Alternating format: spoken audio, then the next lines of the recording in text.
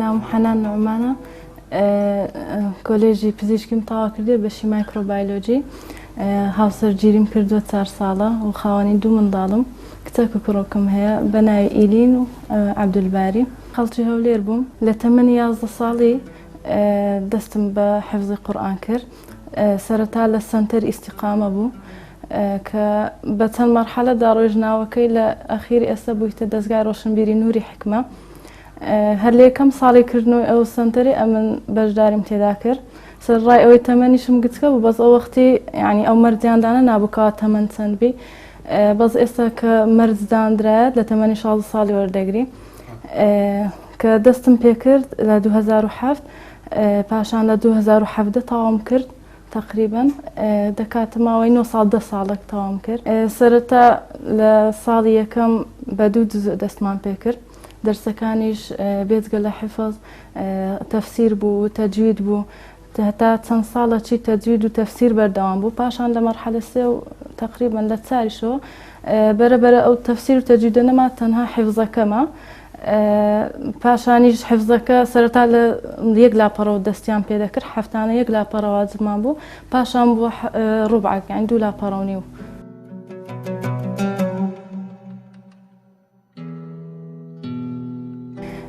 بەخۆم یەکەم شت کە حەزی خۆم نەبووە کە چوومە سەنتەری چکە لە تەمەنێکی گچکە چووم بە نسبەت ئەوەی کە لە عائیلەکی ئەوهامە کە ئەلحەمدولیلا بابم کە پێی دەگوترێت دکتۆر عەبدوڵڵا مامۆستای تەفسیری سەرەتا بەخۆی یعنی بە زۆری دەمای نرد نەکەر ئەمن هەموو خوشکەکانیشم بە عائیلی دەچوونە سەنتەری پاشان وەی کرد بە خۆم حەزم چوو سەنتەرەکەی و ئەگەرنا لە سەرەتاوە بە ئەوەی خۆم نەبوو بە ڕەغبەتی خۆم چکە هەموو منداڵێک حەزی لێ نییە ئەو ئەرکە قورسەی بخاتە سەرشانی خۆی زۆریش هانیان دایمە داکو بابم هەردووچیان زۆر لە گەرم بووینە یعنی جەوەکی ئەوهان لە بۆمان ڕەخساندیەکەوە بە خۆمان حەزمان بچە ئەوەی قورئان لەبەر بکەین و بە خۆمان لە 2 دەرسی دینی بین بەخۆی سەنتەر هەفتە 1 ڕۆژ بوو 2 شەمان بوو سەرەتا 1 لاپەڕیان کەدا دەدەدا لە داهاتینەوە ماڵە لە ڕۆژی سێشەمەوە یعنی داکم لە گەرمان بووە تەفسیری پێمان دەخین یعنی واجبی دەدا یعنی چەند ئایەتێکی لەبەرکەین هەتاوەی لێ هات ئەمە بە خۆمان فێر بووین پاشان بە خۆمم دەکرد یعنی بەلایەنی کەم ئەگەر سێشەمیش پێڕانەگەیشتمان چارشەم دەستم پێ دەکرد هەر ڕۆژێ چەند ئایەتێک هەتا دەگەیشتەوە دووشەم تەواوم دەکرد داکو بابم لە تەمەنی منداڵی پاشانش کە هاوسەرگیریم کرد هاوسەرەکەم زۆر یارمەتی دامی یعنی نەک لە ڕووی لەبەرکردن لە ڕووی ئەوەی کەوا وەختی لە بۆم تەرخان دەکرد ینی هانی دەدام نەیدەهێش سار بمەوە لەسەرەوەی چکە بەڕاستی ئەمن بێجگەلەوەی لە دەرسی سەنتەری دەرسی کۆلێژیشم هەبوو و هەروە منداڵیشم هەبوو ینی ئەرکەکی زۆر قورسم لەسەر زۆر جار سار دەبوومەوە هاوسەرەکەم هانی دەدام دەیگوت ناوی بەجێبێنی ئەگەر بکێ غەم هەموو شتێک دەتوانی لێک وەختی 2-3 ئیش بکەی بتوانی ئەمنیش دەمیست چەندی زووترە قورئانەکەی حفظکەم پێش ئەوەی منداڵەکەم گەورە بن چکە دەزانم یعنی چەند منداڵ گەورەتری کەمتر مەجال دەوی و هەروە پیاوەکەشم زۆر یارمەتیدام یعنی لە ڕووی منداڵی و ڕادەگرتن ڕا خەسووشم ئاگاداری منداڵم دەبوو کە خاصم دەچمە سەنتەری یعنی ئاگای لێ دەبوو نەیدەهێژ ئەوەم دێبێتن یعنی سار بمەوە لەسەر سەنتەرەکەی ئەگەر بکەی غەمیش یعنی پاش نوێژی سبەینان نیو سەعاتێک ئەوەندەی لە بۆ دانەی بەسە لە بۆت کە مراجعەی بکەی و هەروە حیفزەکەش بکەیت چکە وەختەکی بەبەرەکەتە و هەمیش دەنگە دەنگ بلێ لە بۆ منداڵ ئەو شتانە وەختەکی زۆر باش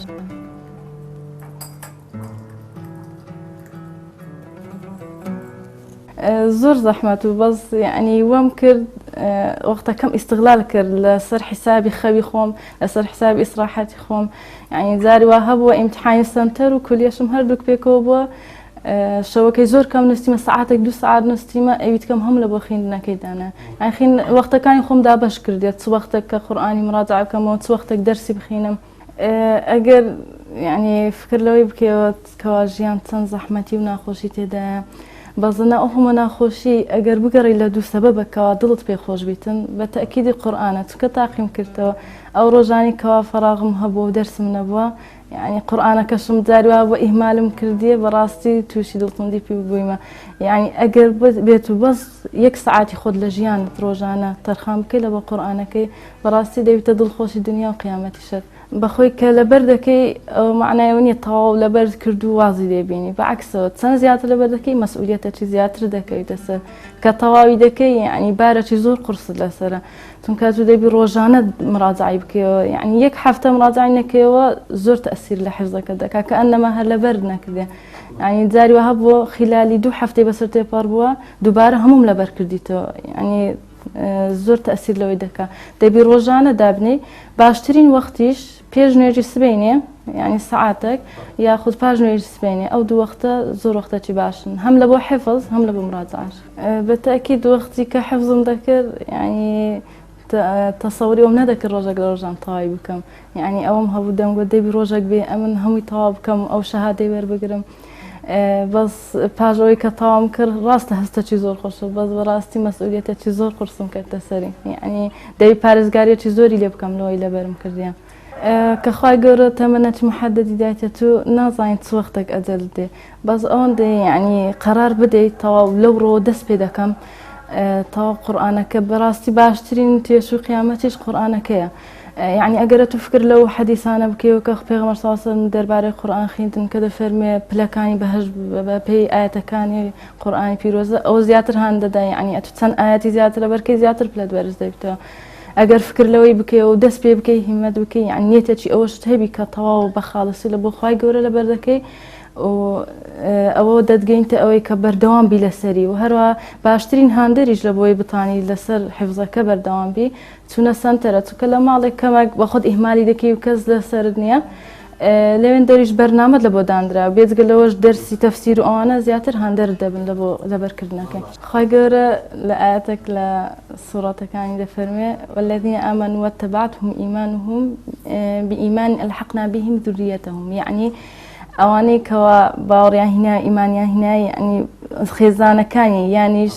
کە سوکاریان دەگەنە پلەی وان یعنی ئەگەر بێت یەک لە دوو هاوسەرەکان پلەی بەرزتر بوو دەتوانی شەفاعەت بکات لە بۆ ئەوی دیکە یعنی بگاتە هەمان پلەی خۆی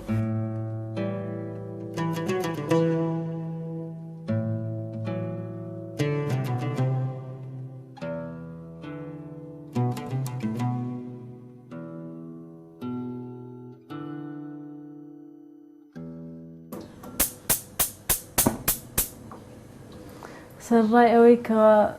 وەک هەموو ئافرەتێک کە خەریکی ئیشی ماڵم بەڵام هیچ شتێک ڕێگر نییە لەوەی کە قورئانەکە لەبەر بکەی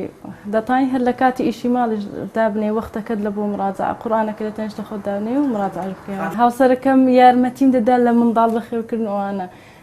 بەس لە ڕووی ئیشی ماڵەوانە نا هەر بەخۆم دەیکەم هەروە دەرسی کولیەشم خوێندێ و ئیمتحاناتی خۆشم کردێ و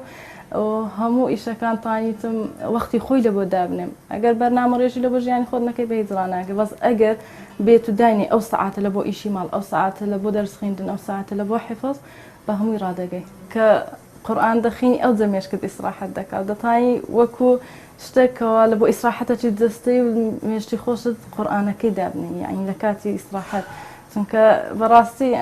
دڵت پێی خۆش دەبی و هەمیش مێشکت فۆرمان دەبی لەگەری زۆر جار قورئانەکەی دادنێم خەریکی منداڵیشم یعنی ئاەتێکی خوێندووە دەگەڕێمەوە سەری یعنی خاصن لە بۆ مراجعە نەک لە لەبەرکردن دەبی دانیشی وەختێکی خاص لێدانێ بەس لە بۆ مراجعەکە دەتوانی ئەوە ئیشەکانی خۆت بکەی و مراجعەش بکەی یانیش دەتوانی بە مۆبایل لێ بدەی یعنی بەس جێ لێ بگری و ئیشەکانیش بکەی بە تەئکید ئەوە ژوەیە چونکە هەموو وەختێک ئەتوانێ ئەوت نییە هەر قورئانەکە مراجعە بکەیەوە زیکرەکەش هەر گەورەیە بەس یعنی باشترە قورئانەکە طبعا فەزلی زیاترەوە نییە ئەگەر بێت و یەک ئاەتش لەبەربی ئاەتەکە بە بەردەوامی دووبارەی بکەی و فەزلی زیاترە و زیکرەکانیش هەمووی نالێم یعنی زیکر ئەوەترە ئەویش دەتانی بیکەی بس أوندي بخطان زا يعني هربي تقلا قرآن باداشتي ده أوندي هي يعني فات أول هان ما ندل بوي كقرآن كزياتر بس رزار ما بي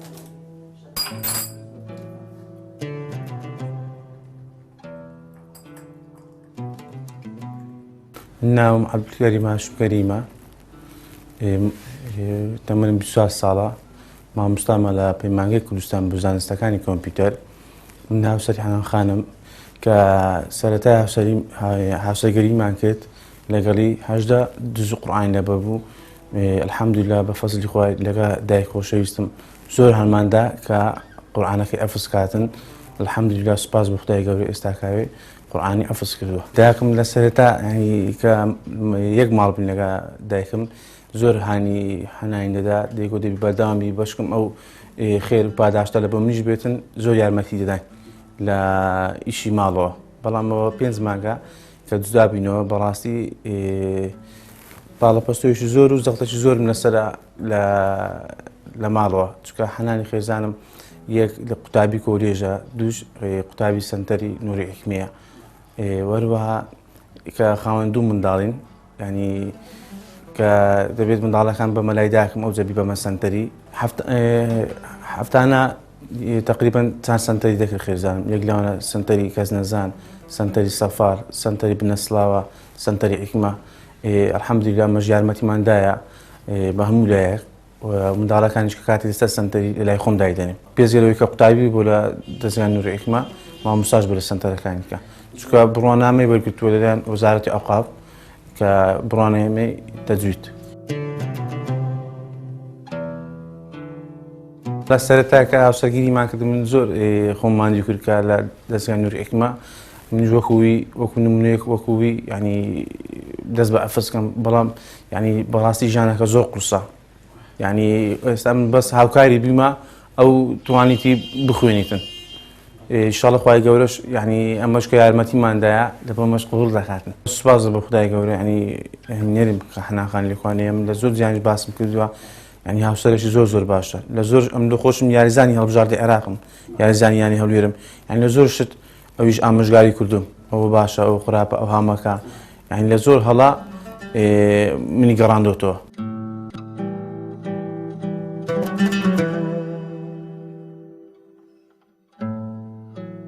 بالنسبة للشهادة كان يشم هم صالة شهادة بدأت هنا يعني هر مرحلة كطعام عندك لسنتري حكمة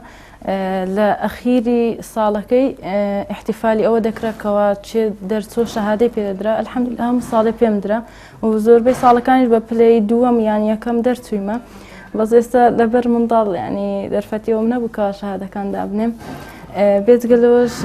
إجازة هي لتجويد كوال أوقاف صالي 2014 امتحان مكر كوال لجنة دانشتون مع مصطفى حمزة وأبو أيمن ومصطفى زياد وبلاي نوتشش درتهم الحمد لله لي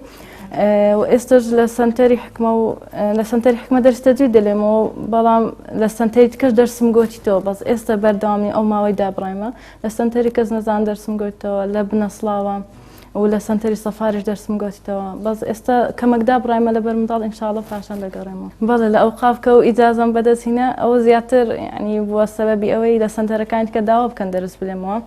تنكا كوبلي يعني مطمئن دبليو كو او طوابي كرديه وطلبه كان زياتر جيلو ما مصايده كرن كو اجازه هي يعني كدرت ولا تاخرنو اوقافي